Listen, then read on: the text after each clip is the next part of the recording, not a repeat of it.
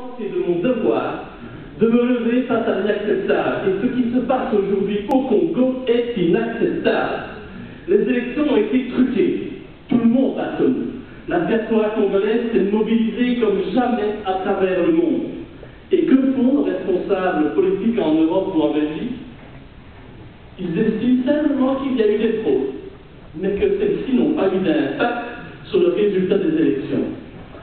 Enfin, j'ai envie de dire de qui se moque-t-on? Moi, j'avais jamais vu quelqu'un qui commençait à tricher pour ne pas réussir. Et donc, je suis désolé, mais les gens qui soutiennent de telles choses ne sont pas des démocrates.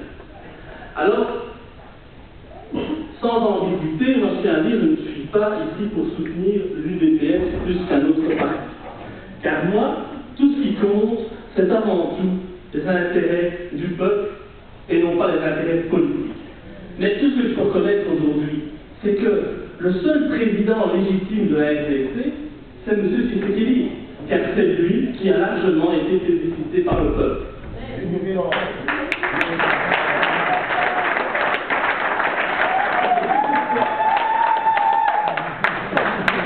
En tant que député et président de mon parti, eh bien, j'ai honte de mon gouvernement, j'ai honte de mon pays, parce que, comme on l'a déjà dit lors des précédents intervenants, eh bien, la communauté internationale et votre ancienne colonie, votre ancienne ex-patrie, on l'a dit, ne vous respectent pas. Et donc, moi, je me demande où sont les démocrates aujourd'hui? Où sont les défenseurs des droits de l'homme? Sont-ils tous devenus muets par les intérêts financiers en jeu? Indéniablement, ceux qui défendent la liberté et la démocratie doivent se dire aujourd'hui qu'ils sont tous des Congolais. Je crois qu'on ne peut plus accepter que les Congolais soient affamés, assassinés par le pouvoir en place et abandonnés par la communauté internationale.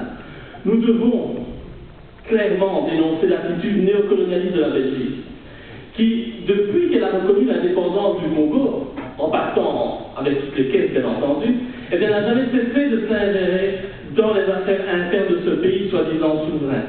Malheureusement, on le constate tous les jours, la Belgique n'est pas le seul pays à le faire. Je pense à la Chine actuellement, qui est de plus en plus présente au Congo par intérêt.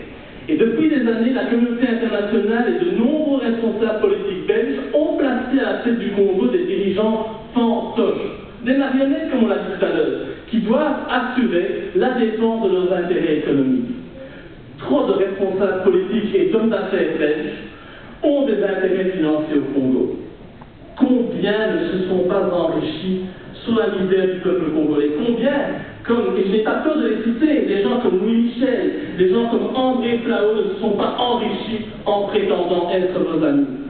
Depuis des années, ces gens prétendent vous défendre. Mais qu'ont-ils fait concrètement? Rien.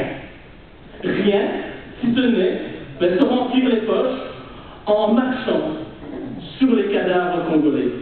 Mais aujourd'hui, nous devons dire stop.